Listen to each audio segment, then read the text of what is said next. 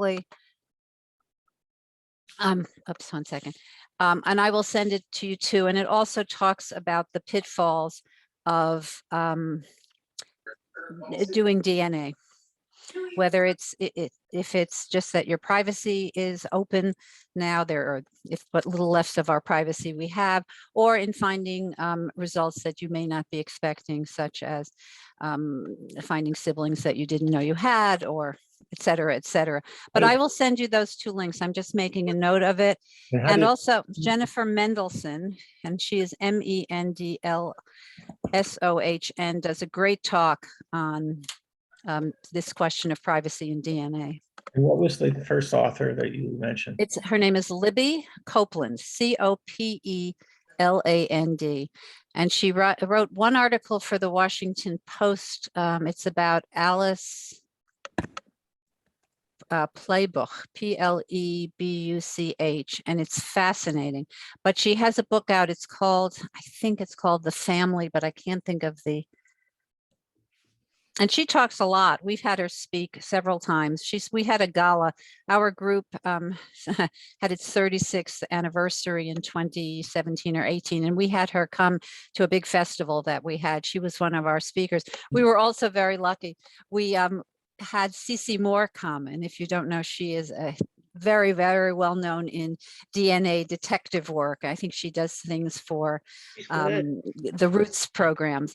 But we had her speak, and that was fascinating as well. She was great. We got her just before she became very famous, and so we were able to afford her coming out. We flew her out.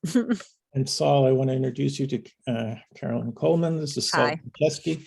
And Saul, you should adjust your camera because we're staring at your chin. There, that's Thank you. I like your T-shirt there. That's cool. You're in the right place. And you got to unmute. Your sound is off, Saul. You mute it. Okay, I don't think It's hard to mute Saul anytime, so I don't know. Take advantage of this, Jeff. All right, I'm back. I'm back. Well, nice to meet you. Nice to meet you too. I'm looking forward to hearing all about our genealogy. Well, you'll be learning, I hope, something new about finding Holocaust survivors and victims through Jewish genealogy. You know, it's really something that's important to us to really know our heritage. And unfortunately, you know, most of us didn't have extended families as a result of most of our family victims being murdered. Exactly. Absolutely correct. Yeah. And it is hard to find them. I like Judy Gottschalk. You know, I told her she should do Ancestry. She was upset I was related to everyone but her. We've been childhood friends. I says, do Ancestry. She goes, all of my family was killed in the Holocaust. I have no family out there. I had no aunts, uncles, grandparents, nothing. I go, I know you have family out there. You know, I don't believe that everyone, there had to be people that escaped, that were hidden in the forest, whatever, but I'm going to find you family. So reluctant, I bought her the kit and I made her spit in the tube and mailed it in. And then when she came over, she got her results, looked on the map for San Diego, and the very first, a lot of cousins, very first one that showed up was me. Never expected that. We always felt like family. Well, you are person zero in San Diego, apparently, for Jewish genealogy. But she was That's terrific. on all kinds of family. That's Well, great. She's got her grandma shirt on, so you know, I use do. your grandma's. I have your shirt too. Well, I was saying That's another story. We won't get into that right now. So. If you don't know me that well, huh? Right. I said to Jeff earlier, Gottschalk is a name that's in my family tree, spelt a little differently, I would imagine, but it's a variation. Changed a lot. Spelling is optional, especially in Europe during the time of our parents' and grandparents' lives. Yeah. It's true. Is Jan coming, Sam? Jan is at a baby shower for our daughter-in-law. So she wanted to, but she had previous obligations. So yeah. Mazel tov. That's When's great. the baby due? When's the baby due? In August. Nice. Oh, wow, that's coming up. Yes, coming up and out, hopefully, you know. so- Well, that's one of the wonderful things that we have to cherish is that our lineage continues. You bet. Lador Vador, right? Nahon, You're right. maybe not it. How many grandkids will that make? 9. Oh, my Wow. goodness. Yeah. That is Lady of fabulous. Cup. Thank you. Thank you. Yeah. So it's exciting. And there's been, there are complications throughout the pregnancy. So Uh-oh. it's special. So, and she helped plan all this stuff and, It's a great but day for you're her. taping this, right, Jake? Jeffrey, you're recording this? Yes, Thank you. Thank you for allowing us to do that. She wants to it's see it. So, my pleasure. I hope it proves to be helpful. yeah. And I hope you will indulge me. There is so much information and I don't want to miss much. So some of it I will be reading from the script that I've written so that you don't miss anything. Good. I No, know that's not often preferred, but it makes We- sure that I get all the information to We you. appreciate it and Jeff's efforts to contact you and make all arrangements, are terrific. We do really appreciate it. My pleasure. Thank you. And we're getting a bunch more people coming in. Hi, Mark. I want to introduce Mark Newhouse as a buddy of mine. Mark is not a member of the San Diego. He's actually in Florida, but I want to introduce you directly to Sam Landau, who's the president and runs the book club. And I really would love for you to connect with Sam and bring your book to our membership, Mark. So if you can unmute yourself and chat. Hi, Izzy. How are you? And Okay. Sarah, Hi, everybody, and it's nice to be here. uh, My parents were Holocaust survivors from the Łódź ghetto in Poland, and I was born in Germany 2 years and 1 day after Auschwitz was liberated. We came here when I was a Wow. half-year-old. Wow. So your And, your mother was in the ghetto? Yeah, my You're pregnant. mother and father were in the ghetto. My mother had 6 brothers and sisters, and only 1 brother and 1 sister survived, and the rest were killed. And my grandparents I never met. Mhm. Welcome to the club. Thank you very much. Hi, Freddie. How are you? We'll wait a little bit longer. Just to wait about 5 minutes and then we'll get started. And so, Mark, I'll get an introduction to you to Sam through email so that Sam does our monthly book club. And The Devil's Bookkeeper is a trilogy that has won awards. Mhm. Mark was, I don't know, where did you teach in New York? I taught on Long Island. And he was the state educator of the year. So he's quite somebody to Right. No. hang I out with. appreciate. Thank you, Jeff. I looked up some background on Mark too, and there's many more books that you've written as well. So yeah, we'll talk. We'll talk. Good. Just be careful you don't get me mixed up with a world champion poker player. Oh, you don't Mark, do what- both? You don't do both? No, Mark, where on Long Island? sorry. Where on Long Island were you? I taught in Central Islip and at SUNY Old Westbury. And I lived in Patchogue Medford area. Where did you come Okay, from? Where were you, Saul? In We Long originally Island. lived in Whitestone, Queens. well, but, my parents' roots were, Germany. I was born in Germany and we lived in Brooklyn for a long time, but then, the migration of Jews that saved money and wanted to live in a little more of a suburban area. So we moved to Rockville Center, which I'm sure you're aware of. My aunt and uncle lived in Brooklyn, across from King's Plaza. Oh, yeah, Flatbush Avenue, sure. Their name was Wasserman. I actually, speaking of genealogy, my mother had a cousin whose last name was Wasserman. Oh, no, here we go. Beth, Wait, I'm Here gonna we look up on go. Ancestry. I wonder how many more cousins I'll end up at the end So, of the day. so Mark, you could be mishpacha. that's right. We're Probably just going to is. say, we are all mishpucha. Yeah, that's Well, we have a special bond because of our parents and what they went through. So, I don't think that, that there are any other people in the world that really, we talk about tragedies. Well, we listen to tragedies all the time, but the Holocaust was, We don't have our video on either. You want the video on?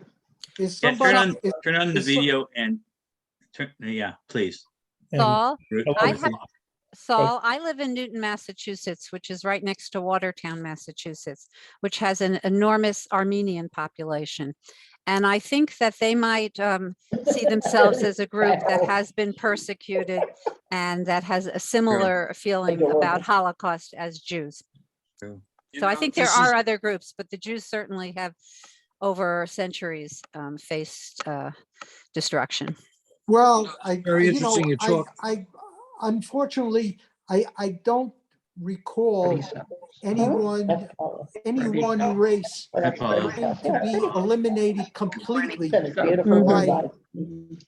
Why is everybody in the background? They need to mute. Jeffrey and I were talking about this the other night.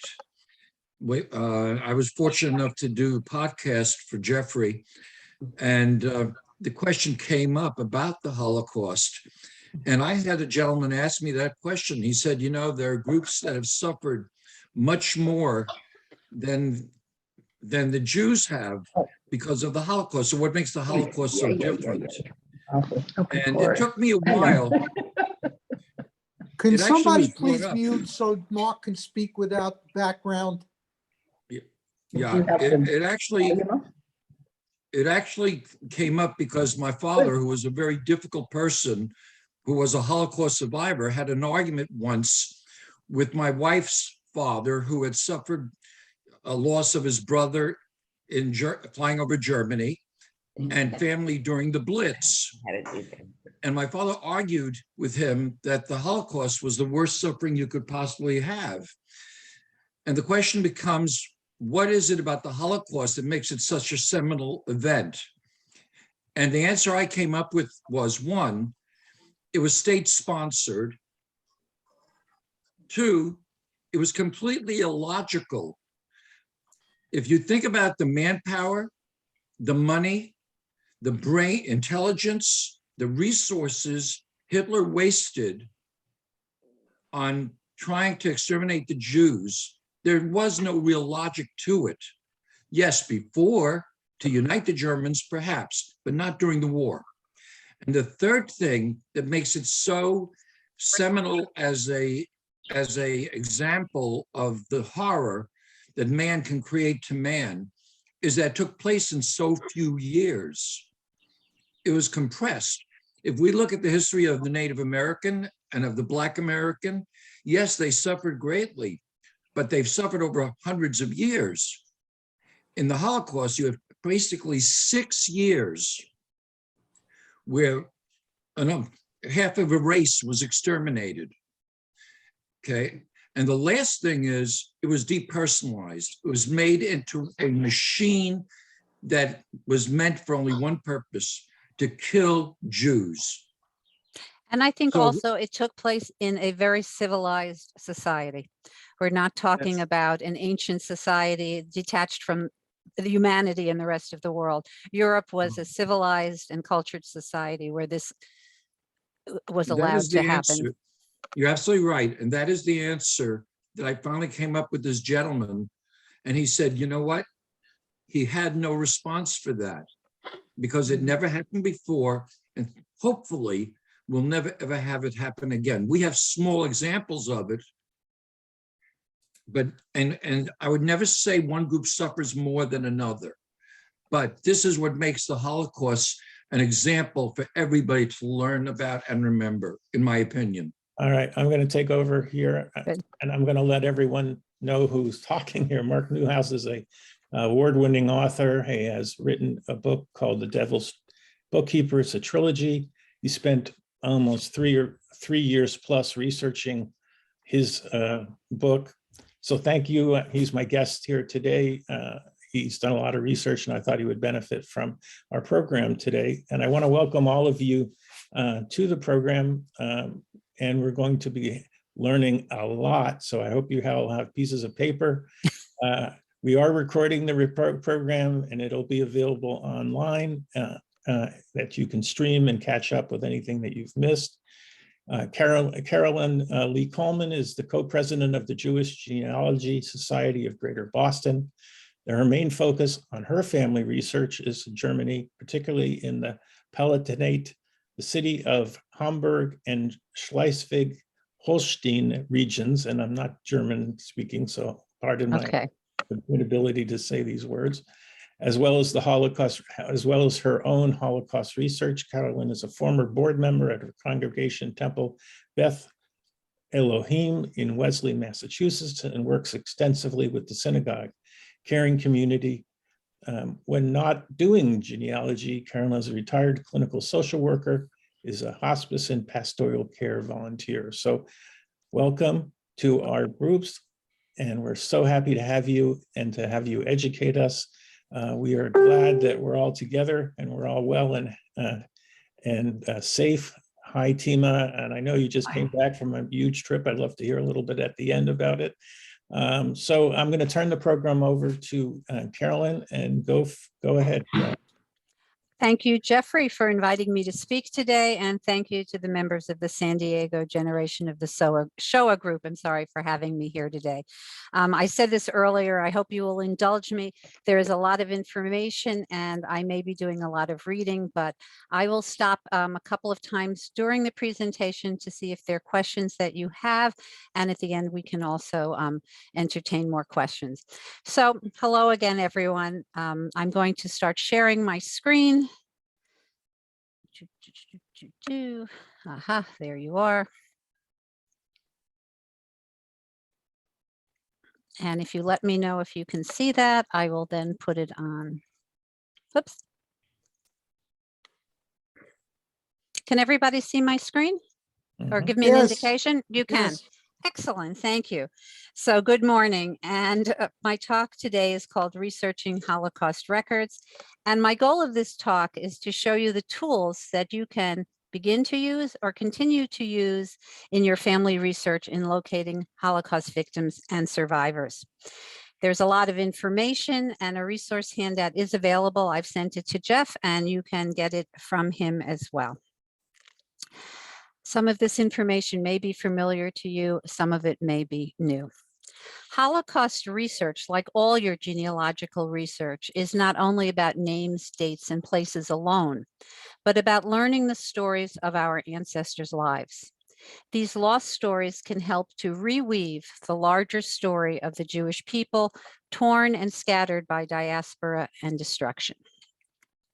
As we begin, let us take a brief look at the pre-war Jewish population of Europe, which will put the destruction of European Jewry as a result of the Holocaust into context. In the year 1933, 60% of the world's Jewish population, about 9.5 million people, lived in Europe, with the largest population centered in the Eastern European areas of Poland, European Soviet Union, and Romania. As you can see, Polish Jews represented close to 10% of the general population of Poland. And although the general populations of Jews in Latvia and Lithuania was smaller, they represented almost 5 and 7.5% of the general populations, respectively. Compare this to the 2.4% of those people identifying as Jewish who live in the United States today. By 1950, the picture of world Jewry changed drastically. Only 1/3 of the Jewish population, or approximately 3.5 million Jews, many displaced stateless persons, remained in Europe. Now half of the remaining Jewish people lived in North and South America. As we look at the numbers of murdered Jews by country and the percentages of lost population, Please note that these numbers are somewhat mutable and will vary to some degree depending on the source material cited and the different measures used to determine the numbers. Having said this, the majority of countries in Europe were purged of over 50% of their Jewish population as a result of Hitler's final solution. If you look at the bottom of the chart, you may see Bulgaria. It's an interesting outlier within this group. Although they were a member of the Axis and a collaborator with Germany, they did not have a need, they felt, to destroy their Jewish population. And the government, as well as the clergy, refused to send their Jewish population, who mostly resided in the city of Sofia, to the gas chambers. If you have not seen, there's a wonderful documentary called Empty Boxcars that talks more about this. But the 14% of their Jewish population that was murdered was more than likely from the areas of Greece that they occupied during the Second World War. They clearly did not have the same feeling for Greek Jews as they did for their own Jewish population. This is an abbreviated list of the manners in which Jews lost their lives during the Holocaust.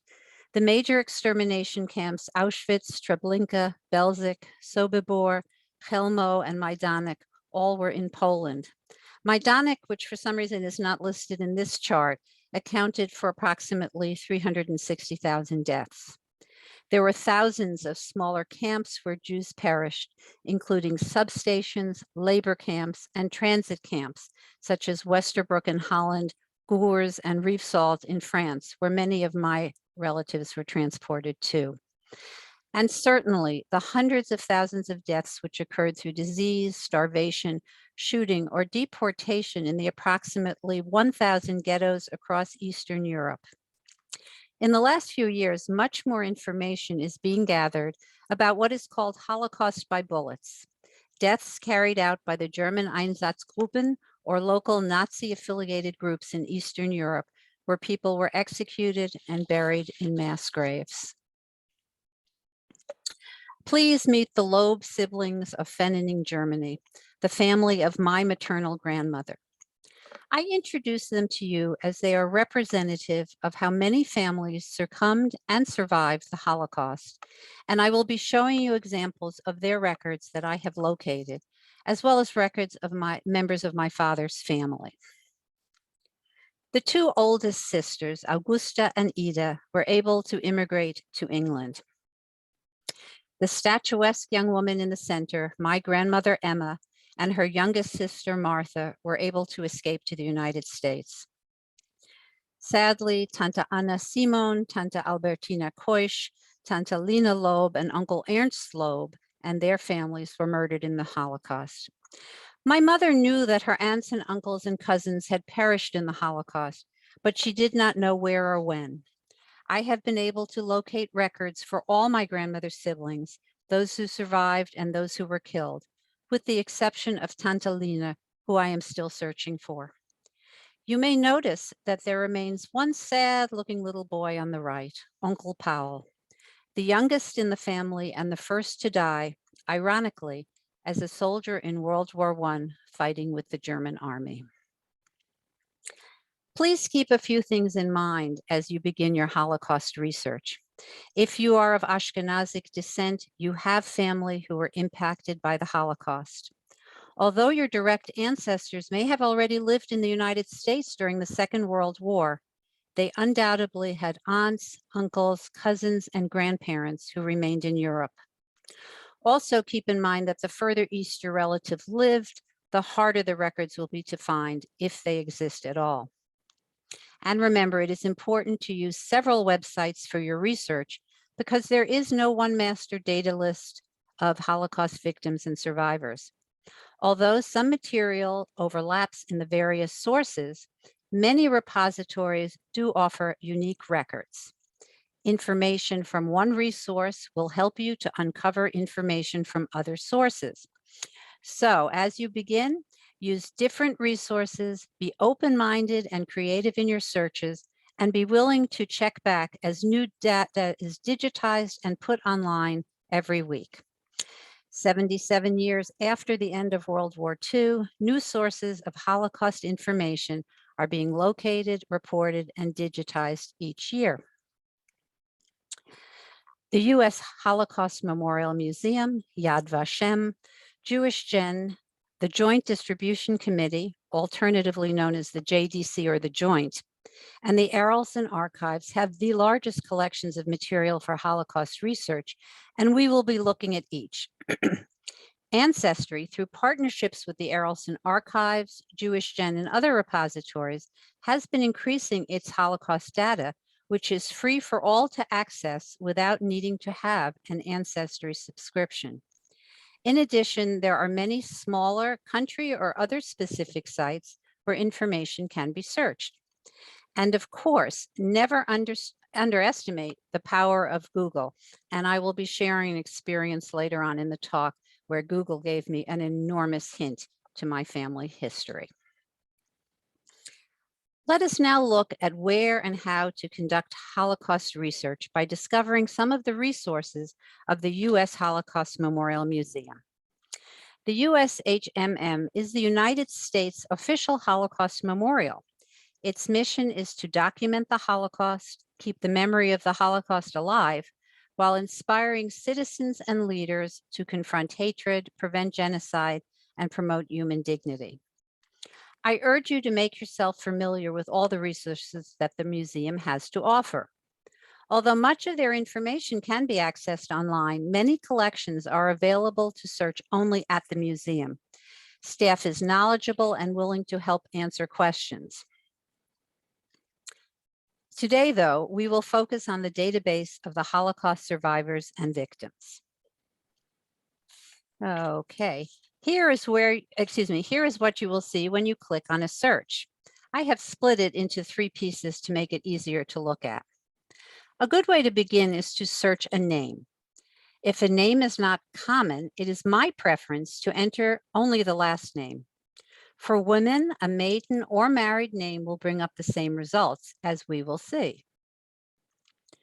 On this section of the form, you can enter a search for dates of birth or dates of birth or death, or access a specific list, such as the German Towns Project, Auschwitz Arrival List, or the Radom Prisoner List, for example. You can also search by place of birth, pre-war residence, residence during the war, place of death, or by prisoner number. And it's worth it to try as many different searches as you can, because depending on how it's been recorded, you may get different answers. Let's now look at some examples. To begin to search by name, I have entered the name Koish, my great-aunt Albertina Loeb's married name. I found 30 matches, which I have condensed to what I believe are the 4 most relevant names, and you will see that indeed they are connected.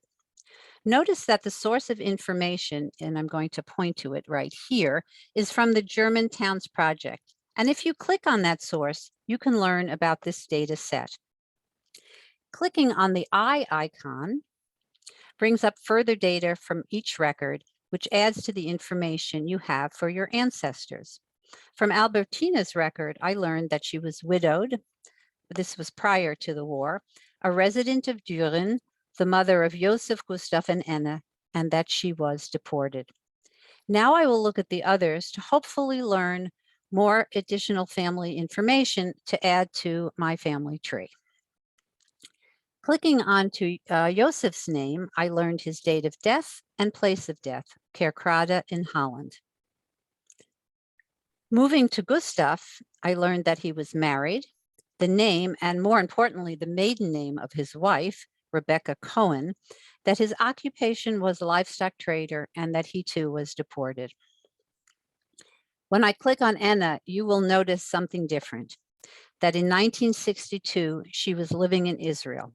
Anna survived the war, was married, and her last name was now Noy, a new, no pun intended, source for further research into my family.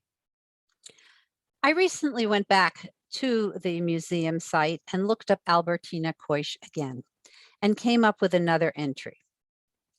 Notice that you can access a document request form. And I will show you how it looks.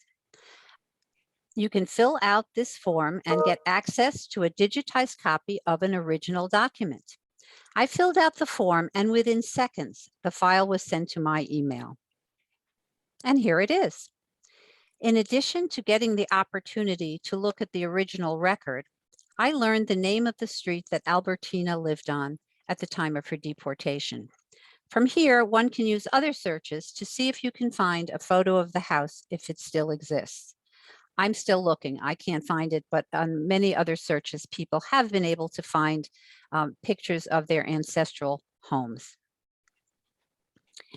Here I have searched for Frida Stein, one of my paternal great-grandmother's sisters whose maiden name was Lorsch. Clicking on the eye icon brought up the following information.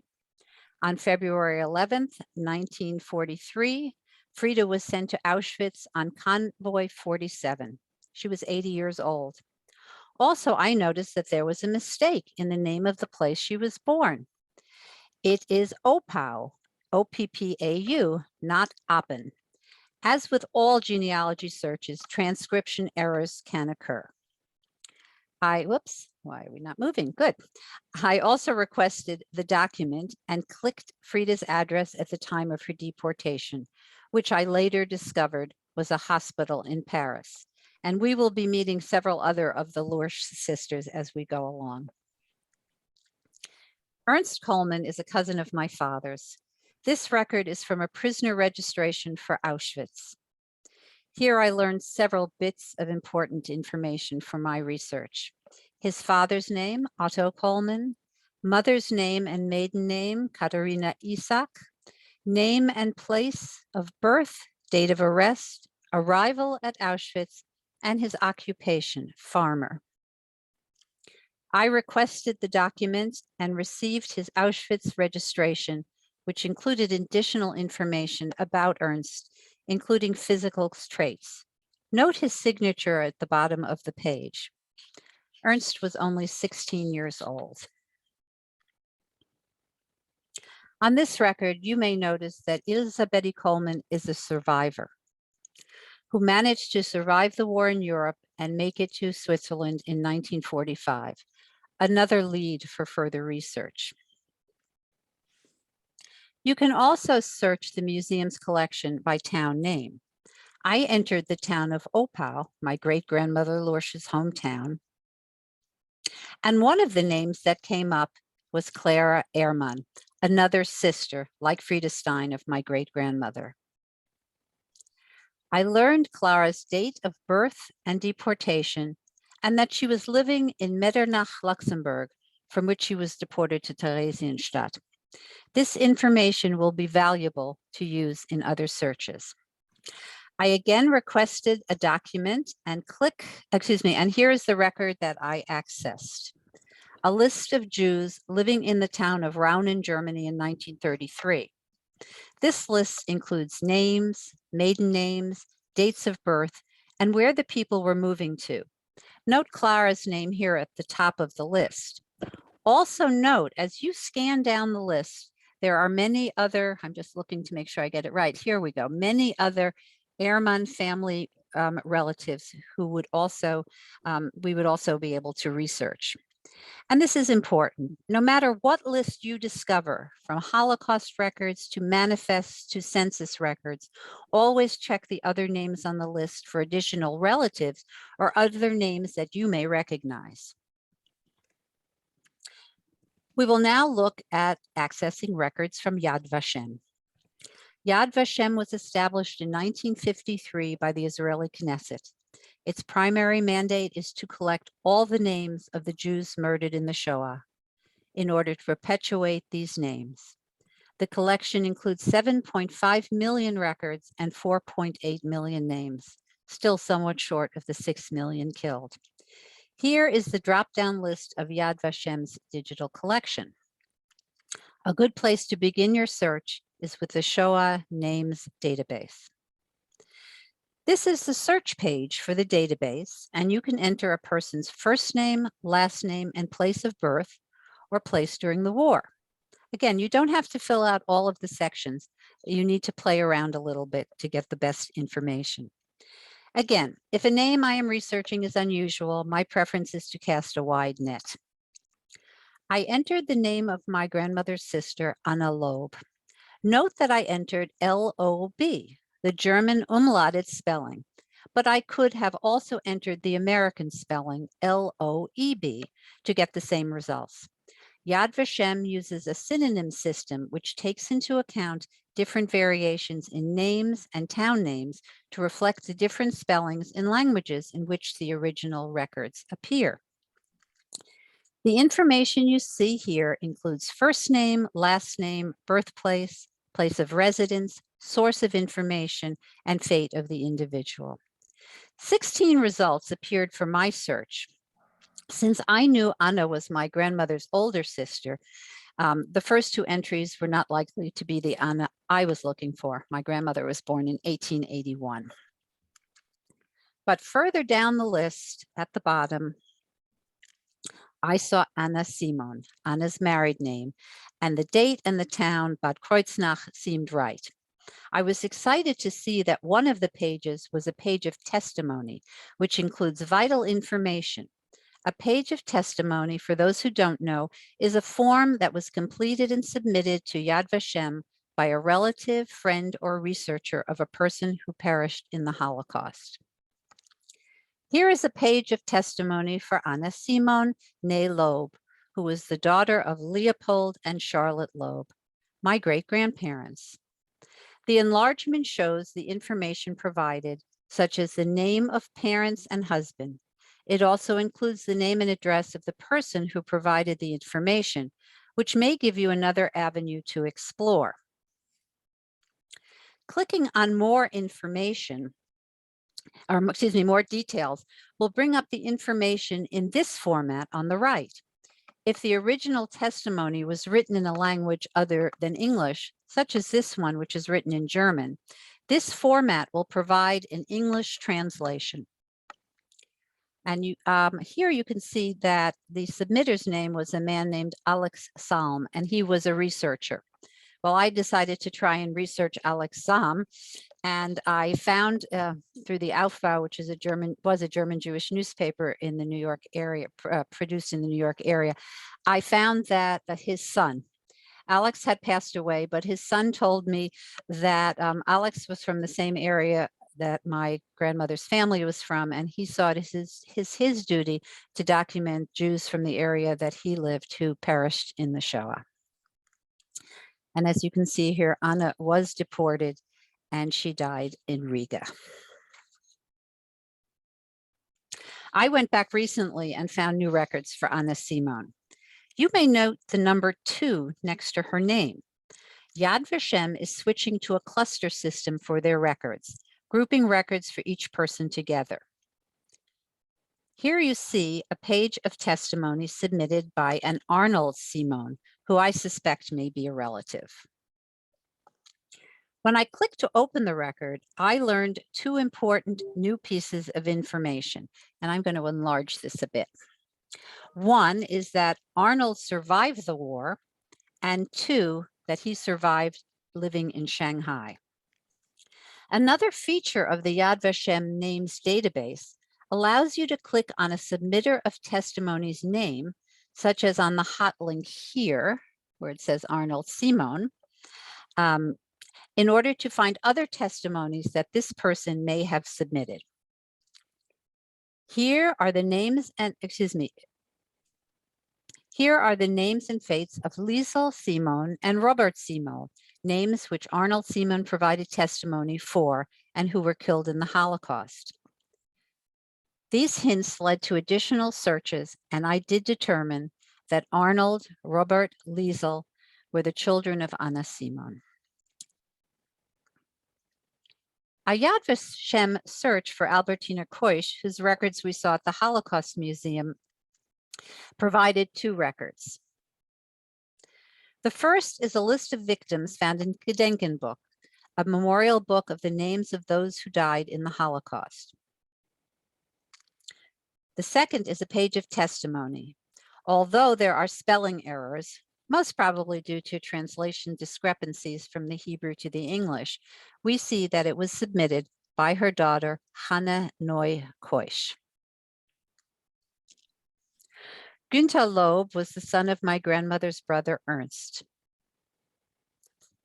On this page of testimony submitted by a researcher, I learned his mother's first and maiden name, Erna Khan, where and when Günther was deported and murdered at Treblinka, as well as a photo. I had never seen a photo of my mother's first cousin. And as we all have the regret of our parents no longer being here to share information with, I'm so sorry that I cannot share this information with her. Note that this page of testimony was submitted very recently, only in 2017. You can also search the database at Yad Vashem by town, as I did for the town of Fenning, and you will see many names that you recognize: Albertina Koish, Ernst Loeb, and Anna Simon. Remember when doing your own research by town to look at all the names.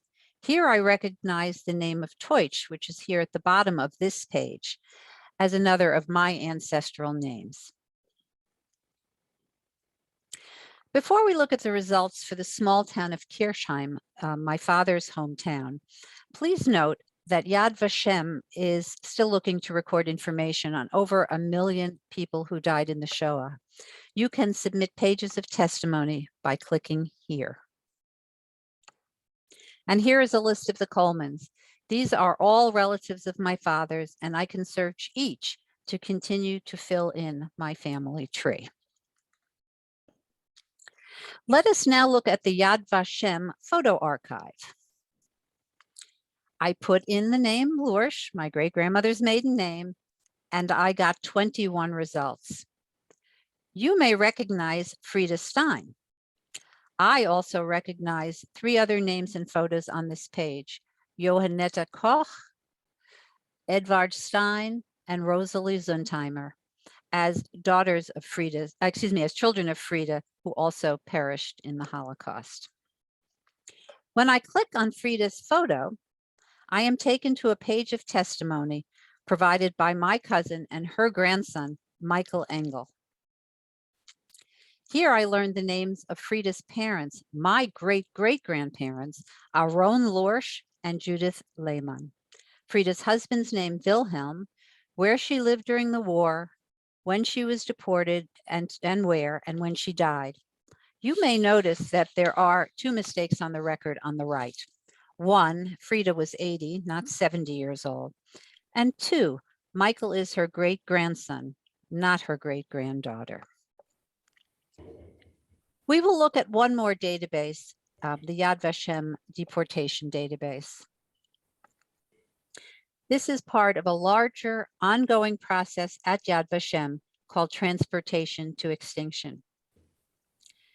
Here is the search page for the deportation database. I will show you only one of several ways to access the data. Since we discovered earlier in documents from the U.S. Holocaust Museum that Clara Ehrman was deported from Luxembourg to from Luxembourg to Theresienstadt in Czechoslovakia, I entered these places in the green and pink areas of the search page, which revealed several transports. Since I also learned earlier that she was deported in July of 1942, I chose Transport Luxembourg to Theresienstadt, July 7th, 1942. Here is Transport 17, which traces the route between Luxembourg and Theresienstadt. You can click on any of the pushpin icons to see the names of the towns where more deportees were picked up along the route. We will now look at some detailed information that is provided on this site. This slide shows the date of departure and arrival and the numbers of deportees on each transport. Next, we learn the names of the Nazi officials in charge of the transport.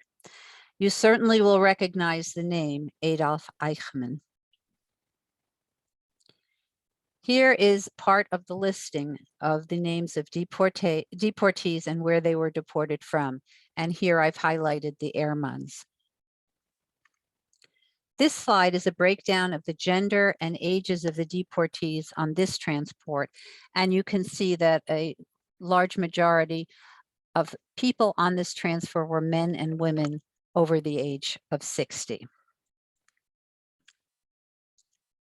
And finally, a few transport reports include some video of survivors. Unfortunately, the transport from to Theresienstadt of my family did not.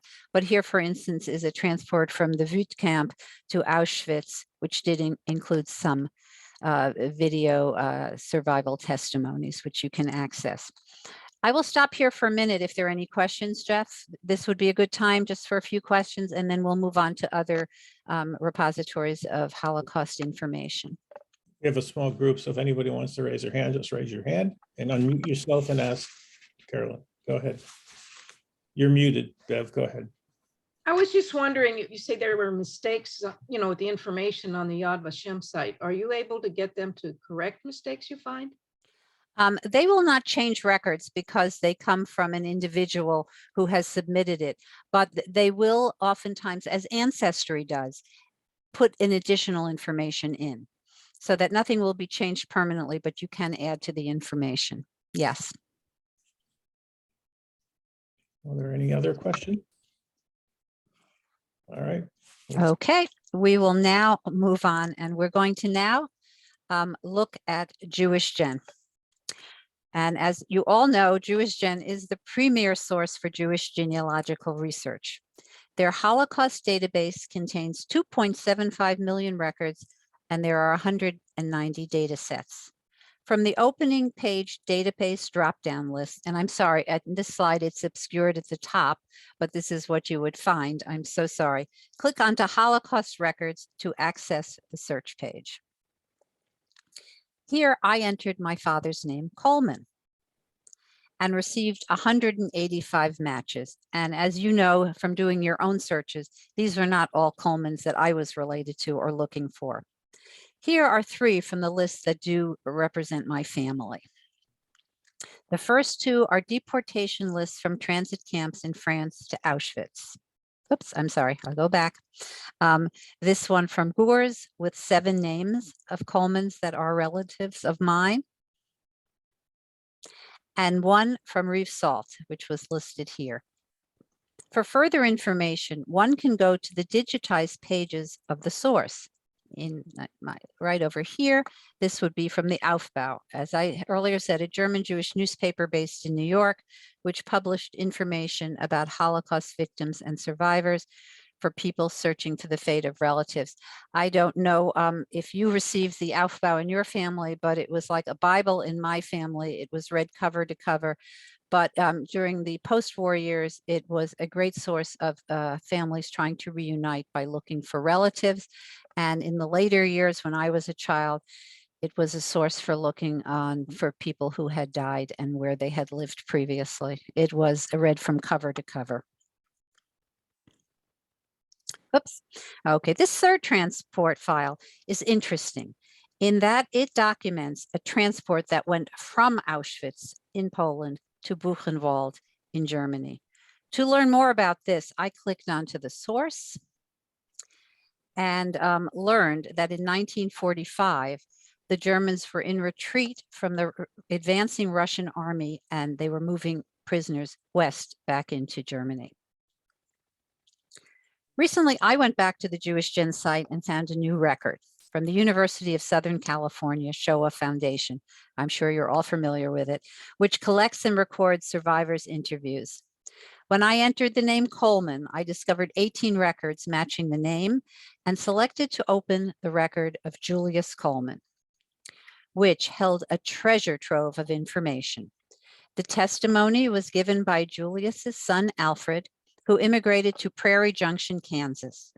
Alfred provided the names of both his parents, Julius and Johanna, his wife, Shirley Celia Henkin, and the names of both sets of grandparents, as well as other information which I used for further research, including getting in touch with Julius's grandchildren, which was a real joy to find relatives who I had not known about. My father probably had not known were living in this country, and to make a connection, which is one of, as you all know, the blessings of doing genealogical research, is meeting family that you had not known about.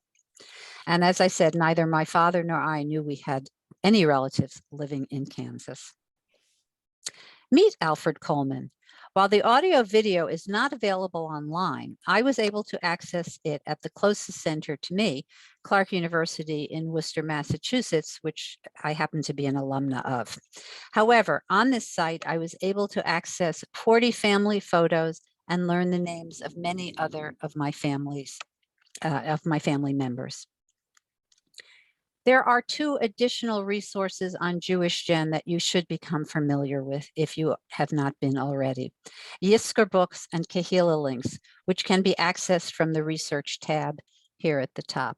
And earlier when I looked for the Holocaust records, it would be under databases. Yizkor Books can be accessed, Yizkor Books are memorial books commemorating a Jewish community destroyed during the Holocaust, and are thus an important resource for Holocaust research. These books are written and published by former town residents as a remembrance of the people who perished and a way of life that no longer exists. Although each book is different, they often include a history of the Jewish life of the town, photos of the town and its former residents, and stories and reflections. Most importantly, these books often include a necrology, a list of the people from the town who were killed in the Holocaust. Although most are written in Yiddish, Jewish Gen has been involved in a remarkable translation project of the books, and these can be found on the site. Some of the books can also be found, for instance, at the New York Public Library and other places. I think the Yiddish Book Center in Amherst also has copies. Okay. Yizkor Books can also be accessed on the Jewish Gen site by going to the Eastern European database of Jewish Gen. I point this out as you will notice 2 additional databases shown below the red arrow that may be helpful in finding family lost in the Shoah: the Yizkor Book Necrology Database and the Yizkor Book Master Name Index. Clicking onto the database, you will be brought to the search page. I entered the town of Gostynin in Poland. The town is a family town of my co-president of the JGSGB, Jessie Klein. She's a colleague and a wonderful friend, and is the project coordinator for the Gostynin book. On the right, you can see the cover of the original book opening page in Yiddish. On the left is an opening page of the English translation. Here is a portion of the translated index, and this is just one page. You can see this is a very large book. We're already up to 361, but this will give you stories about life in Gostynin, the Gostynin ghetto, other remembrances. It will give you a chance to look at pictures, for instance, of the old cemetery. It would also give you information on where there are Gostynin living in the United States and elsewhere in Israel, I see here, and you may be able to contact them. All sections may be accessed by clicking on them. Note the Remember section at the bottom of the page, which includes the names of those who were killed from the town of Gostynin between the years 1940 and 1945. Here you see a small sample of the names and some photos included in the book. The second source is Kehillah Links. Kehillah Links are town memorial pages compiled by volunteers and are available on Jewish Gen. They include information about the town and its people, much like a Yizkor book, but they have been put together more recently and can be updated with additional information. There are hundreds available for you to see, and Jewish Gen regularly offers seminars in how to set up Kehillah link pages for your town, if one has not been done already. This is the Kahila link for Bollendorf, where the Ehrman family settled temporarily. One page of the site includes a list with the names of the town residents who were murdered in the Holocaust. And if you look through these even briefly, you can see that some of them have quite extensive information about the person and about relatives of that person. Hopefully this summer, when I have some time, I keep saying this, but I hope it will be this summer, I will build Kahila link pages for my family towns of Fenning, Opau, and Kirchheim. Now we will look briefly at the Joint Distribution Committee. The leading Jewish humanitarian organization was founded in 1914 to provide rescue and relief aid to Jewish groups around the world. The major Holocaust records in this collection document the financial and other support that the JDC provided to Jews and others during the Holocaust and post-Holocaust years. Here is the JDC Names Index. When I entered the name of Arnold Simon, I came up with two documents. The first was a document stating that the files for all the people on the enclosed passenger list were in order and ready to leave on the first ship leaving Shanghai for the US. Note Arnold Simon's name halfway down the list. And note too that he is traveling with someone who's named Keta Simon. Could this be his wife? Another mystery to explore. I put in another search for Zundheimer, a daughter of Frida Stein. Two of her daughters married brothers named Zundheimer. This is one family that did survive. Oops. And when I opened this file, I received information with another name that I recognized, Winsberg, the husband of another, believe it or not, great-grandmother of my great-grandmother Lurch. Her name was Frances. The Transmigration Bureau helped, I'm going to go a little bit ahead. The Transmigration Bureau helped refugees to immigrate to the United States by setting up bank accounts for which relatives or friends in the United States could deposit money to be used for passenger fares. Let us look at this document. On the top left of the card are the names Wilhelm Zundheimer and Elizabeth Stein and their address in Germany. On the bottom right of the card is the name of A.J. Winsberg and a list of the monies he sent for his family's train and ship fares. You also notice that the Winsberg lived in Opelousas, Louisiana. Wilhelm and Elizabeth did come to the United States, and they are the grandparents of my cousin Michael, who provided the page of testimony that we looked at earlier at Yad Vashem. A search for Carl Kohlman in this data set uncovered a list of individual recipients of JDC food parcels. Carl was a prisoner in Liedmannstadt, which is the German word for Łódź, the town and the ghetto in Poland, where unfortunately Carl later perished. This is the cover letter which accompanied the list, and here you can see Carl's name midway on the page. He did receive some food, but unfortunately Carl did not survive the war. Okay, we are going to move on to the Arolsen archives, and I urge you to look at more information about Arolsen. It is just an amazing website. The Arolsen Archives, formerly the International Tracing Service, is an internationally governed repository of documents of Nazi persecution and its aftermath. The archive contains 30 million documents on victims and survivors, and approximately 1/3 have been digitized. Non-digitized documents may be accessed by visiting the U.S. Holocaust Memorial Museum, the United States' international partner of the Arolsen Archives. There are 7 or 8 countries that have sites where you can go to and explore the entire collection of Arolsen.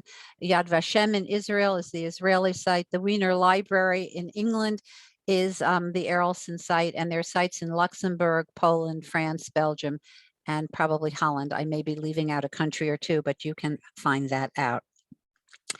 Record databases include concentration camp records and prisoner lists. Displaced persons records and other information on survivors and victims of Nazi persecution, as well as, you can search by person or topic, and I have entered the name Koish.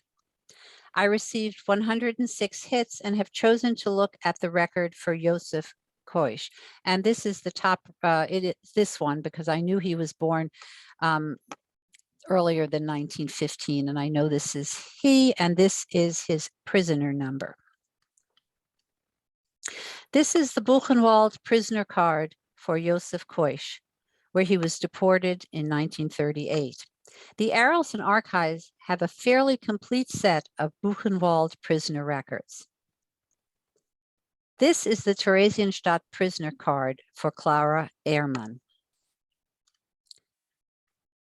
And here is an Auschwitz registration card for Ernst Kohlman, for whom we saw another Auschwitz card from the United States Holocaust Memorial Museum. Here is a document searching for the fate of a Kohlman family relative. The information on this card was submitted by Ronald Harry Stewart, looking for information on the fate of his uncles Karl and Heinrich Kohlman. The card provides the information that Heinrich Kohlman was deported to Lublin in 1942. Note here that right at the bottom here,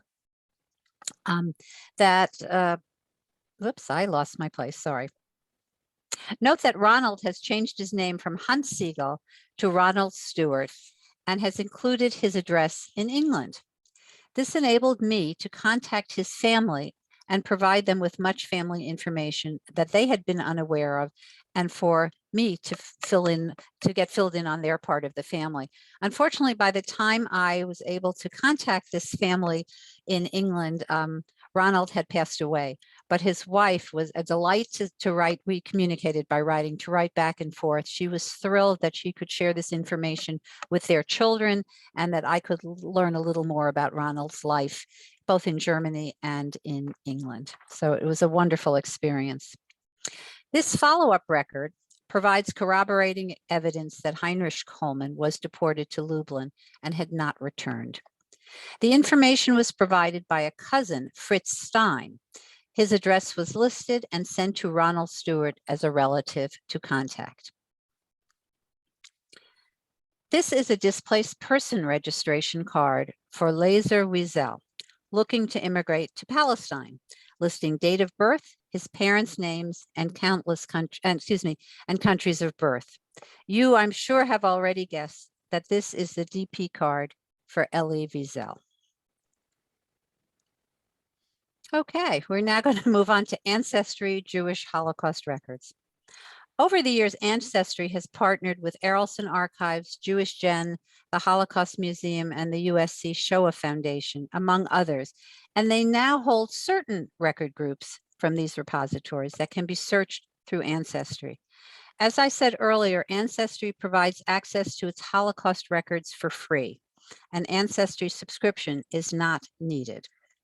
This slide shows only a few of the records that they have, but if you click on the bottom here to see all Jewish collections, you will find that there are hundreds of collections that Ancestry will give you access to. Here is the Holocaust search page. I entered the name of Heinrich Kohlman, which we looked at recently just now at the Arlson Archives. And I was brought up this information, and I will show you the record in a moment. This is a portion of the city record of Frankfurt, Germany, listing the names of the Jewish residents. I learned Heinrich's date and place of birth, his occupation, he was a Kaufman, a salesman, and that he was first deported, which is listed as date of sojourn in 1936. And as we have previously learned, the date of his death, 1942. Here is the original document. And Heinrich is right here.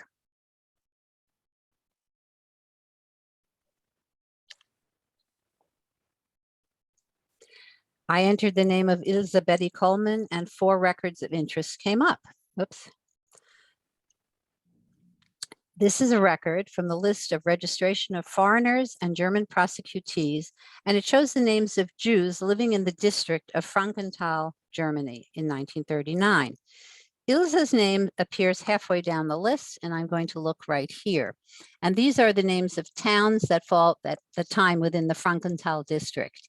And Kirchheim auf dem Eck was where my father and most of his family came, as well as Grünstadt. And you will notice that there are several names of Kohlman besides Ilse Betty. And up here, because I know Grünstadt, these are names of my father's friends, the Stiefels and the Laubners. And if you go down here to the bottom, you will see some more Kohlmans. And these two at the bottom, Louise Siegel and Sigmund Siegel, are the parents of Ronnie Stewart, Hans Siegel, who we met previously. Okay, if you do have an Ancestry account and you have a tree on the site, you may receive a link to a person on your tree, as I did with Leo Ehrmann, Clara Ehrmann's son. Up to this point, I did not know she had children, but who I also learned died in the Łódź ghetto. If you do not have an Ancestry account and would like to use the Ancestry website to locate additional non-Holocaust records, which normally there would be a cost for, check with your local library. Most libraries have Ancestry library accounts, and you can go to the library and look up anybody who you have interest in doing research on. As I do have an Ancestry account, I put in the name Arnold Simon and came up with a manifest record from Shanghai to the United States. I learned Arnold's date and place of birth, the ship's name and arrival date, and saw the name Werner Norman, who happens to be my uncle. Actually, the original name was Nathan, but they changed it to Norman here. But I was very surprised to see my uncle, who did not actually accompany the Simons, but rather met them upon arrival in San Francisco. When you click on the actual record, you can see that Arnold traveled with a Keta Simon. I'm just going to try and see where Simon is. Here they are. And as you can see, Keta is listed as his wife. I now had proof of an earlier assumption. And since then, I have looked up many records on Ancestry about the Simon family and have found many interesting additions to my family tree. At this point, take a quick second break before I wrap up. If there are any questions, if not, I will go back and complete the talk. Anybody have questions to raise your hand? You have them all spellbound. Or shell shocked. I have a question, Jeff. Go ahead, Sam. I just find it so amazing that all these records exist. It's amazing that the collection has been different sources, different agencies, for example, have many of the same stuff, but different. I mean, so we have records from like Nazi documents, right? Yes. Town documents. Yes. People who have input information about relatives. Yeah. What other kinds of sources exist that we've been talking about that you shared with us? Yes. Were you asking that? I'm sorry. Yeah. What else kinds of sources do we have for this information, and how do these people even gather it, put it together? It is pretty amazing. I think so too. I'm in the next part of the talk, I'm going to share different resources of where you can find different records. And I will also share my Google story, which Google is amazing too. But there are, the Germans were interested in killing Jews. They were also interested in maintaining records because that's who they were. So there are many, many records that one would expect not to find, but because the Germans were such obsessives about keeping records, that they do exist. And as the years go by, more and more records are being allowed to be discovered, shown, and digitized. So especially in the eastern areas of Europe, especially countries that were at one point part of the Soviet Union, many records were held and were not shared. And as the years have gone by since the end of the 90s, when the Soviet Union broke up, more and more records are becoming available. So the sources of information just don't stop. And there are many sources. And now I will go into a few more of them. Thank you. Hold Thank on you. a second. Mark, did you have a question? I'm sorry. First of all, this is very, very fascinating, very, very helpful. What of the sources you've listed, which is the first one you would go to in starting out? I would go to one of two. I would go to Yad Vashem. If you have names and you want to play around with the Shoah names database, you can gather a lot of information. So I would go to Yad Vashem and to the Holocaust Museum. Those are the two sources for looking for both victims and survivors, but I would say more victims. But you will get information on survivors just by looking at some of the information that you get about the victims. So that's where I would start. Second question, are you able to print up most of these documents easily or not? Very easily. If you have a printer, you can do it.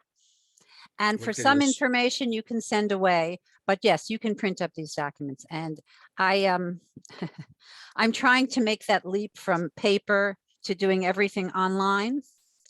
It's really a hard barrier for me to cross. So right now I do both, but I found out I'm a paper hoarder. And if you looked around me, which I will not show you because I would be totally embarrassed, I have piles of papers and books all over the place. But yes, you can print up everything, and I have. Good. Thank you very Thank you. much. You're very welcome. Okay, let me find where I was. Okay, here we go. I would like to conclude this presentation with a few sites that have been helpful to my Holocaust research. First, Stoppelsteiner. Stoppelsteiner, or Stumbling Stones, is a project begun by artist Günther Deming to commemorate Holocaust victims by placing brass plaques in the pavement in front of the homes where Jews last lived. There are now over 1,200 plaques. Beginning in Germany and other Western European countries, plaques have now been placed in Croatia, Poland, Lithuania, Moldova, and Ukraine.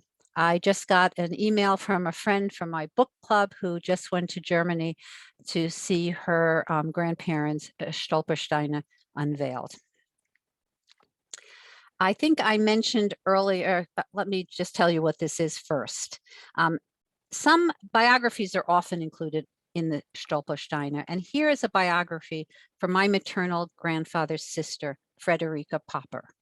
This was a most important record for me as it listed my grandfather's parents' names, my great-grandparents, Hermann Nathan and Serafina Schöning, and revealed people and vital details and other information that I had not known before.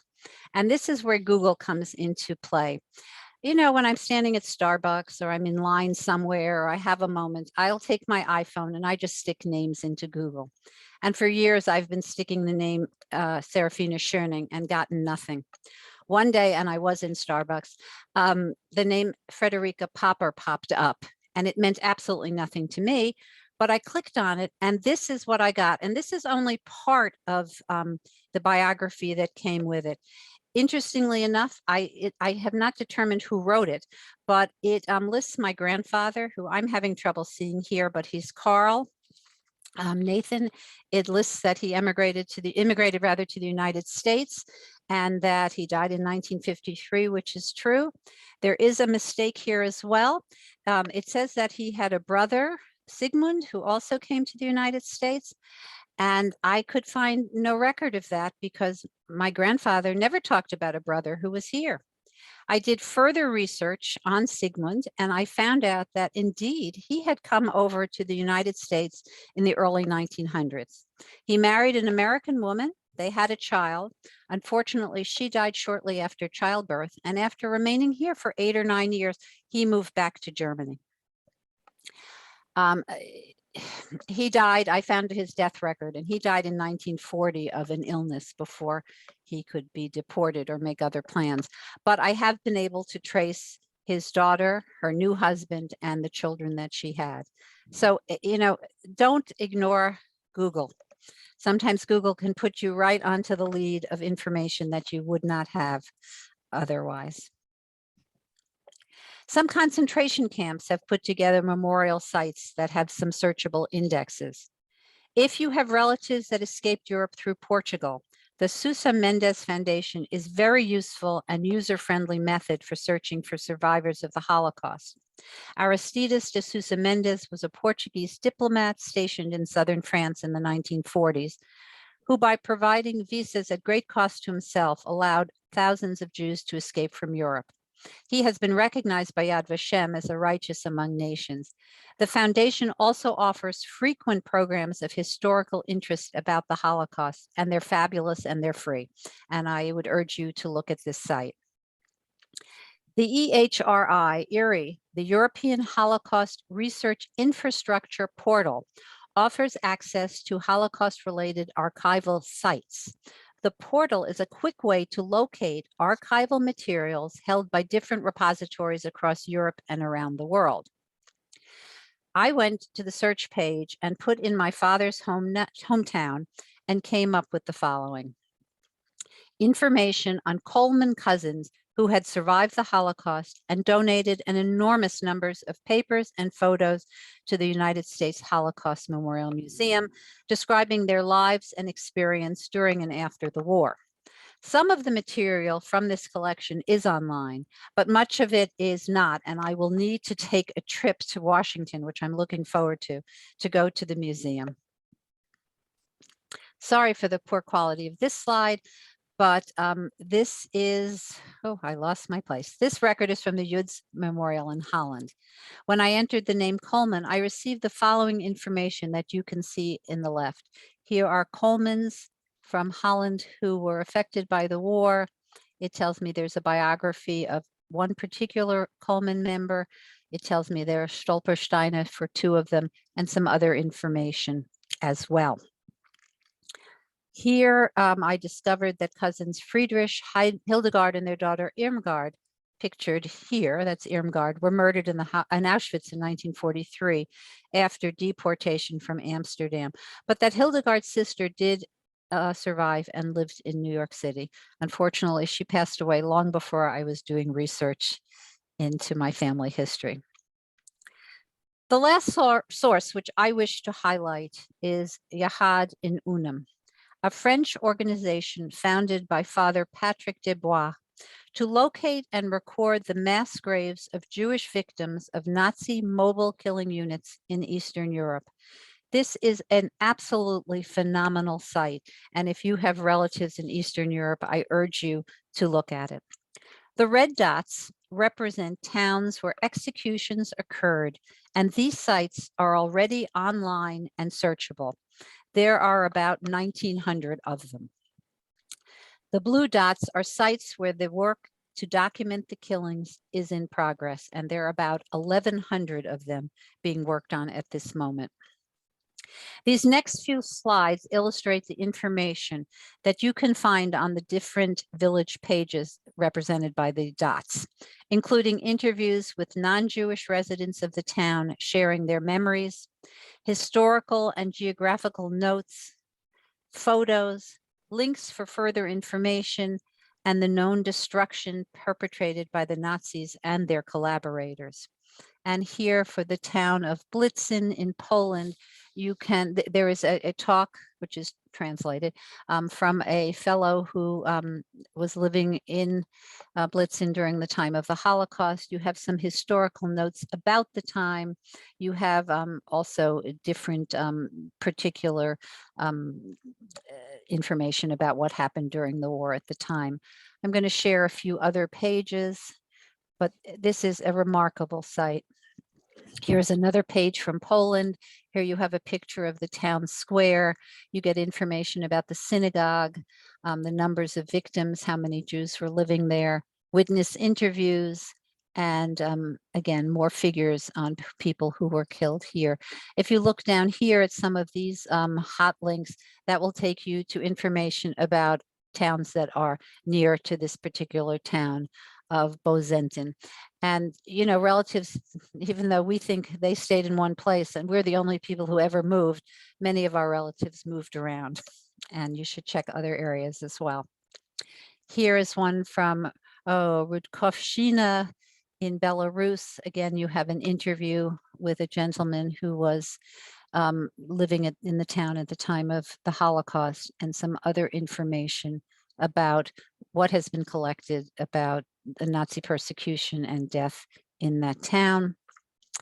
And here is from the town in Ukraine of Andreevo Ivanivka, formerly the Jewish colony Stern. And again, you can look through the different bits of information that have been located and digitized, as well as an interview. I thank you very much for listening to me. Oh, one more thing about, I'm going to go back for a second, about this site.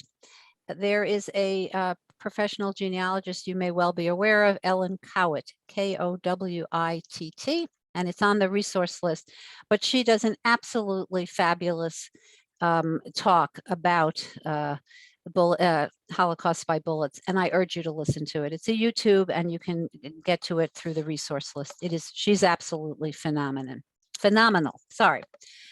Thank you for listening. I know there's a lot of information to absorb all at once, and I suggest that you listen to parts of it over again if you want to. All the websites discussed are on the resource list that Jeff can get to you. If you indulge me for one more moment, I'd like to tell you a little bit about the Jewish Genealogical Society of Greater Boston, and I invite you to take a look at our website. We are the largest Jewish genealogical society in the country. Right now, we have between 750 and 800 members. We have gone virtual since, I think May of 2020. And we plan to go back, hopefully at some point, to in-person meetings, but they will be hybrid. As of now, we have just completed our schedule for our next programmatic year, which goes from September 2022 to June of 2023. We will be completely virtual, at least through the spring. I'll tell you a little bit else about the program. We offer monthly programs on either issues of methodology or cultural or historical or specific to a certain country, such as Poland, Ukraine, Galicia, etc. Although we are located in Boston, we are not a Boston-focused organization, although we have occasionally done some Massachusetts programming. We offer our award-winning journal, Maspocha, get it, mixing Massachusetts with Mishpocha, we get Maspocha. We offer country-specific special interest groups, and right now we have 7 or 8 of them. We have Poland, Belarus, Litvak, Ukraine, Galicia. I think I'm leaving something out. A Sephardic group where people get together to share information and talk more about the specific area that their ancestors are from, and to learn from each other. We have an extensive library, we have a book club, and we have what I think is worth the price of admission. 3 times a year, we have a Research Sunday. And in Research Sunday, we are blessed with just a huge cadre of experts.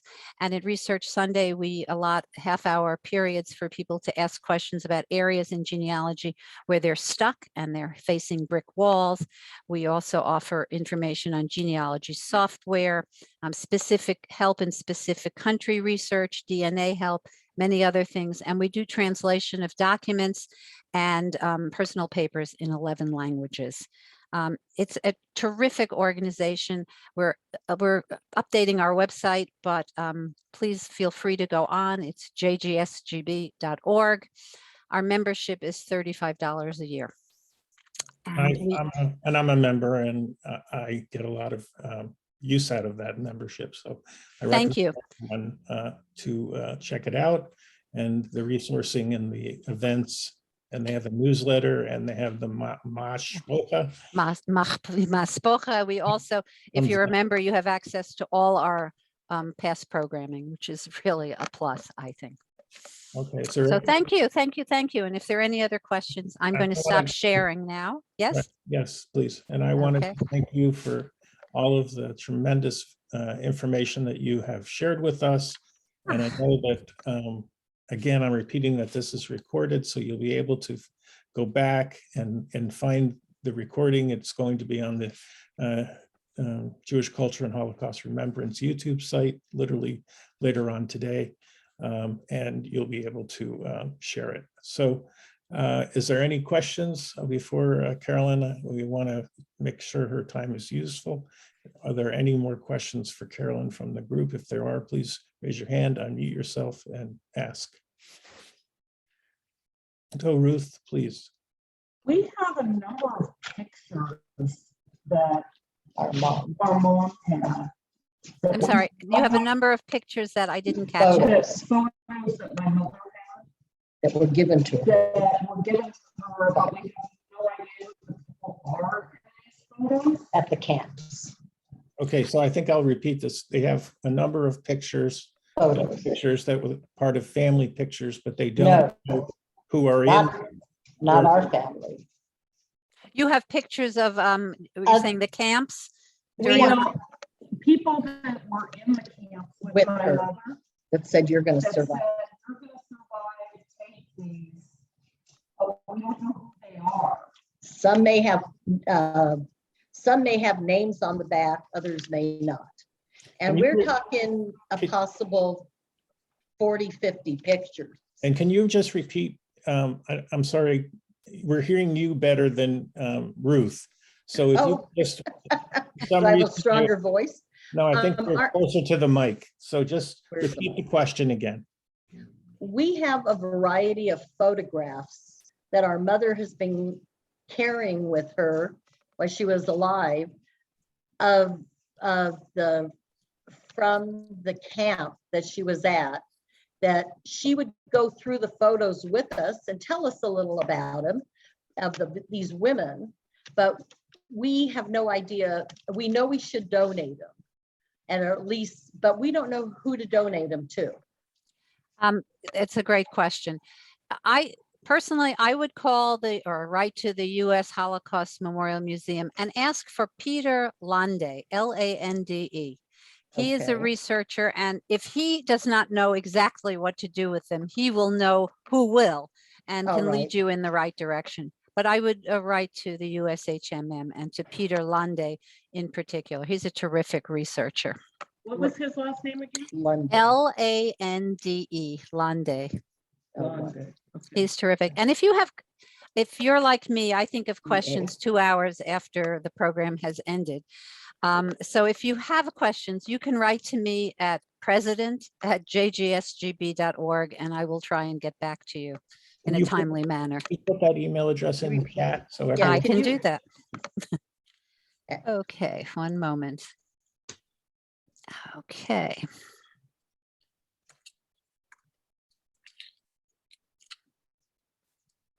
Could you also put in your, the website? I will do that too. Okay, That would be very helpful. Thank you. okay. Um,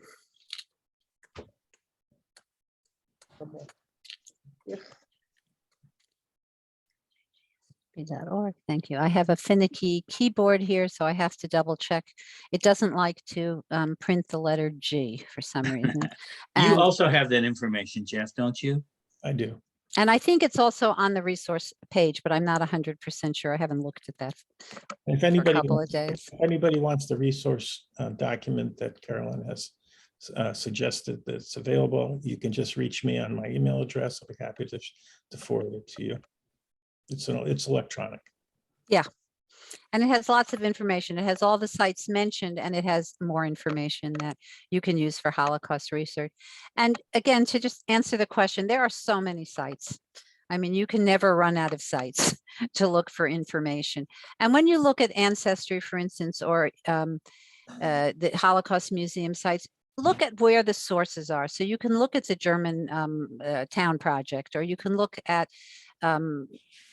other lists, and from there you can find other areas and sites where you can find information. It is really endless, Oh, and Carol, it continues. I'm going to ask you a funny question. If I you, hope I can answer it.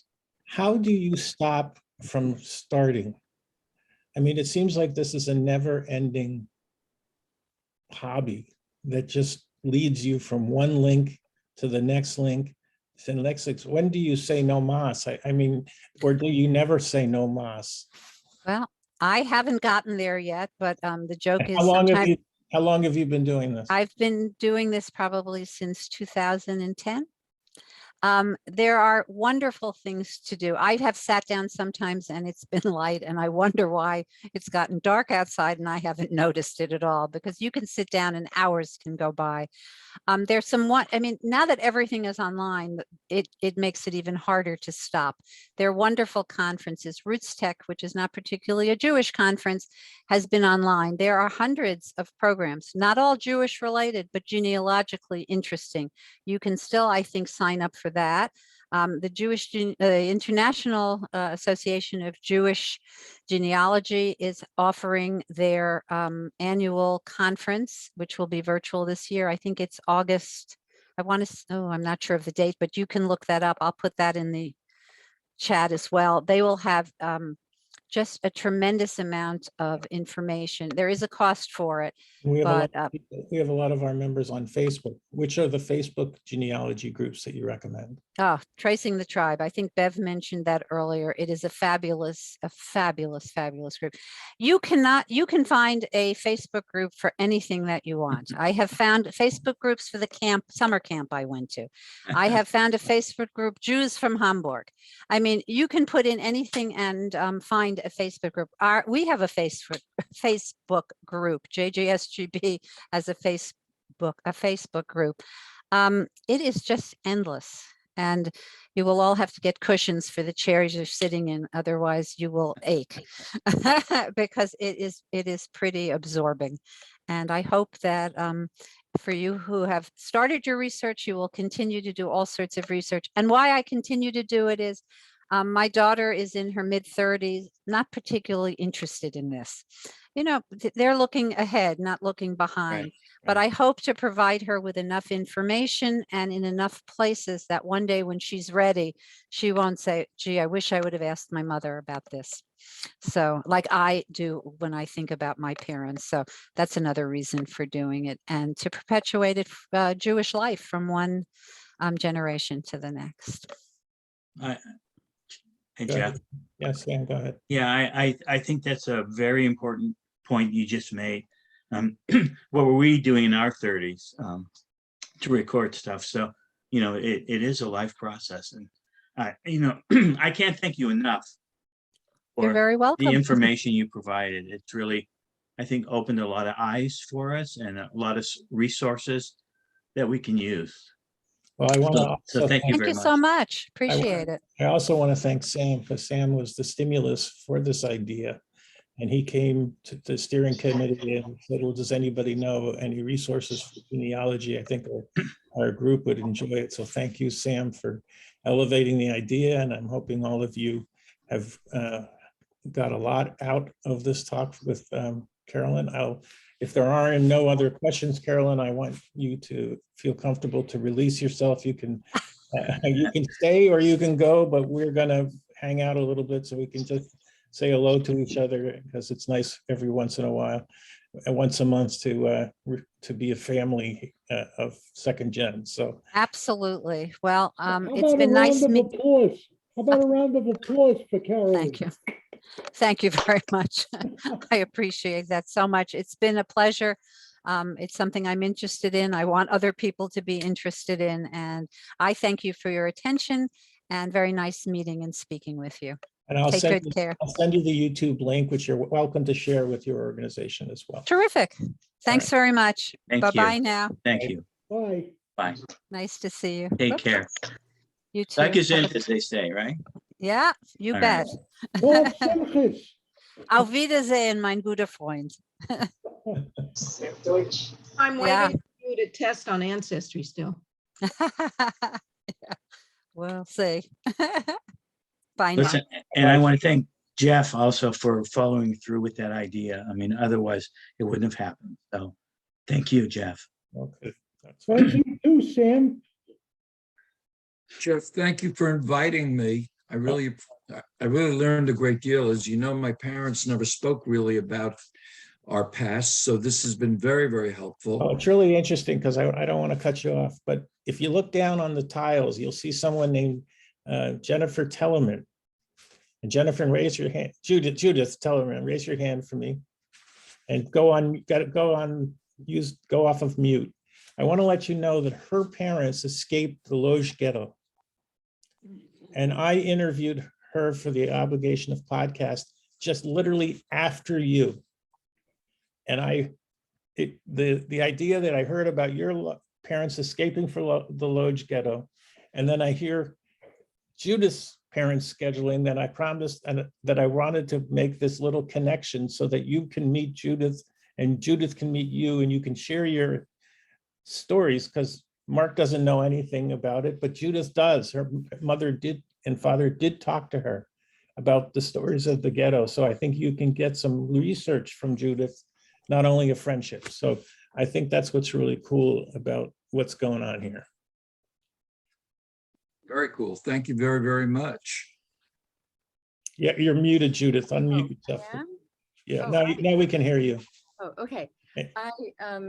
We received from the International Red Cross, like 50 years later, the list and of my family members that from the Lodz ghetto, what happened to them, where they went, how they died, what street they lived on. There was a list. It included my mother's siblings, except one was missing. So really, that I don't really have much. That's all we really have. So it's very, very sad. I'll set up a little introduction for both of you to go offline and carry on together. I think you'll find each other to be. Judith is a clinical psychologist who's also involved in trauma and is interested in intergenerational survivor trauma. She'll be joining us in October for a panel discussion on that subject. And Mark also is involved in trauma issues as well. So everything in the second generational world is just all comes together. It's amazing from all parts of the world. So I'm very pleased at that. And I see Tima is back to the United States. So you have a nice trip. You're muted. Everyone should unmute yourself so we can talk. Yeah. It was great. Thank you for asking. Oh, great. Nice to be back safe. Yeah. Okay. Well, I guess if there's nothing else, we'll just, and Sam, you're the president, so you can tell us what we're going to do next. Sam, the president? Of the second generation. Oh, Sam's muted. You want me to tell you where to go, Jeffrey? Is that? That's dangerous. And I'll go there twice. Yeah. Mark, I would like to, talk to you more in the future, in the coming weeks, maybe, about speaking to our book group as well. So Oh, yeah. I'll get in contact. Be honored. I'll get in contact with you. I appreciate it. Thank you. Again, another Jeffrey introduction. So you're a man about town or about the country, Jeff. So Yeah, good. Jeff, Thank thanks you. for what you do. Yeah. Yeah. All right. I think that'll be the end of the. Bye, Izzy. Is everyone doing okay? It's Oh, nice yeah. to see you all Good to see you in this too. format. Yeah. So I guess, just take care and we'll talk soon. Okay. And hopefully get to meet soon because we Yeah. are planning You a know, some events that picnic you this want- summer. So Yeah, you want to talk about some potential events that the group might want to hear about? well, No, we're. our steering group is meeting in a couple weeks, and we're gonna have plans out for the rest of the year about events, and we're considering a in-person picnic, like we've done in the past. So another way of getting together. So Very good. Trick is where. where? Well, Where the trick is. we're thinking about the old place, about the Bahia Hotel. Oh, the old place. Yeah. To me, the Down old by the place beach. was La Jolla.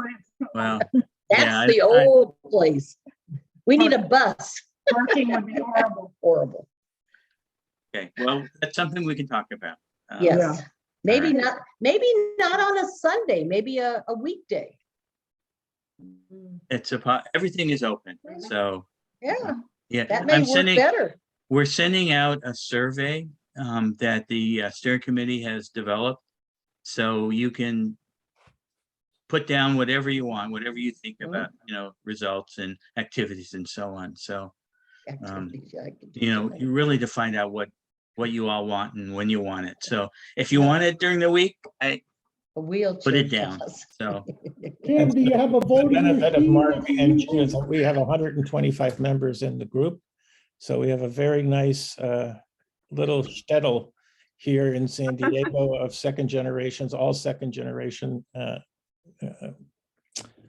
family here. So it's a nice group. And you can have some members that don't live in San Diego who are participating, like Paula, for San example. Diego.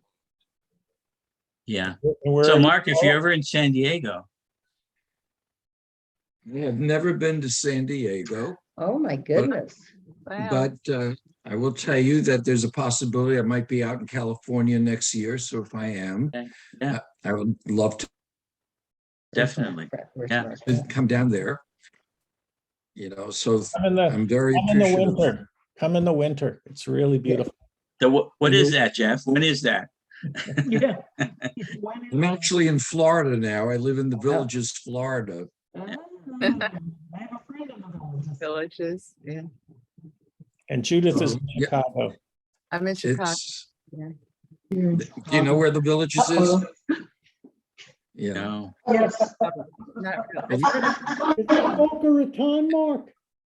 It's the world's largest retirement community. And it's amazing. I run 3 writing groups Oh, here. boy. Where is it? Where are you located? Where are you? Where is the Villages? You're lucky.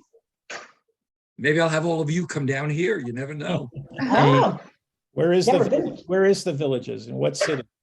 Or near city? let me shutters all the way It's- around. It's I can between see it happening. it's between Leesburg and Ocala.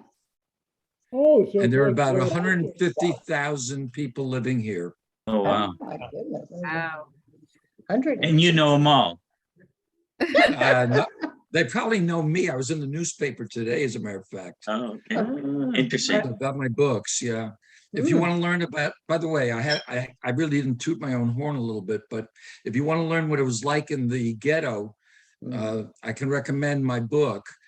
And I should have said this before. One of the things I had to do was to get the background information, because I had never been to the Lodz Ghetto, I looked at about hundreds of photographs by Mendel Grossman and Henrik Ross. So if you'd like to know what the ghetto was like, I can recommend those photographs. They are available if you Google them. And I should have said that before. But it answered questions like what the roads were made out of, what the buildings were made out of, all the background information I needed for writing my novels that are set in the Lodz Ghetto. Why don't you explain how you actually, the book that you used to build your database of knowledge, the Chronicles? Well, I accidentally found out. Well, what happened was shortly before my mother died, she gave me a copy of a book, which was a monster book. It was called The Chronicle of the Lodz Ghetto. And I had not read it. And it was in my discard pile when it opened up, and I saw it was dedicated. It was signed to my mom. And I sat there reading it, never realizing what the Lodz Ghetto was like. My parents never talked about the Holocaust. And I thought it was like Anatevka. So I was shocked. And I had to write my novels so that my children and grandchildren would know what I didn't. And then we won a gold medal for historical fiction and best book of the year from the Florida Writers Association. And we then won an international book competition as the best fiction series of the year. And the books are called The Devil's Bookkeepers. And we're up to about 450 reviews now on Amazon. And we also have them as audiobooks, because I was doing a presentation and someone said to me, the Holocaust survivors may not be able to read books anymore. So I said, you know what, that's true. And so I decided to do audiobooks, and I have audiobooks made.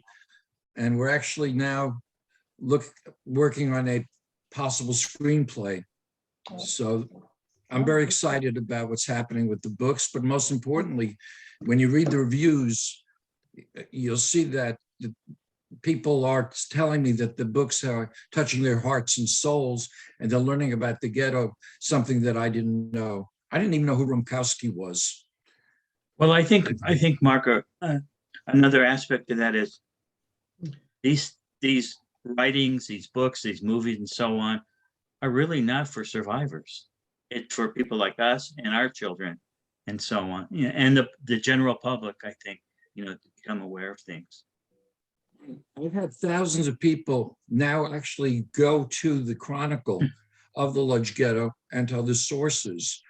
So I think that's a very important service of historic fiction and novels. But I thank you, Sam. I appreciate it very much. I hope you look at the books. Yeah, I will. And we're talking, hopefully in the next several months or so, we can have you on with our book club members. I'd be honored.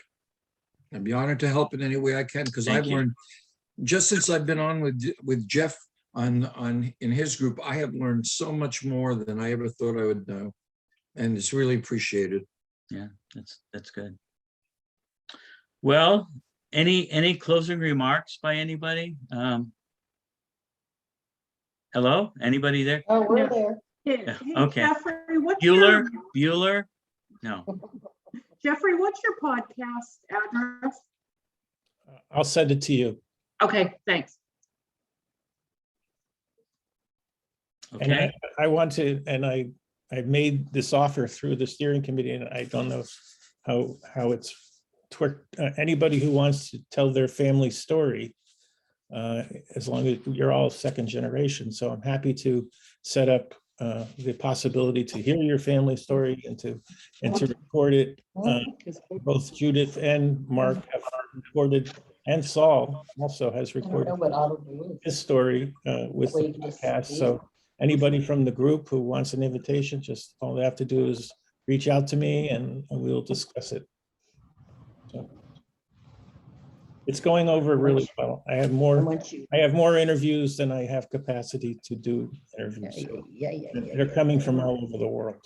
Well, I saw how busy you are. God bless you for being able to undertake such a task. Yeah, yeah. It's unbelievably a joy to listen to these stories and to see how the roadmaps connect. Just like I would never have thought Mark and Judith would have a connection. And this is happening more frequently than I have. And I introduced Judith to my friend in Cape Town, South Africa, because their mothers both sang in Poland in the theater. How's this possible? This is what's happening. Well, what about you finding out Flemington, New Jersey, where I grew up, and that you had a store there? That was like it's just bizarre. It's bizarre. Too bad Bev is off now, because she's probably related to all of us anyway. All right. So I'm going to end this, and I'm going to put the recording on, and you'll be able to see it later on. I'll send the recording to you, and you can forward it to the group. Sam. Okay, great. Thank you all again for participating, for being here, for I think like a wealth of information about what we can do to really do research for our ancestry. So take care, everyone. Zeig is in. Zeig is in. Das ist alles, was wir dacht. And we'll see you very soon. Amos. That's all we need is help. Where are you from, Judith? Where are you? I'm in Chicago. Oh. Yeah. Okay. Hey, Jeff, it's up to you.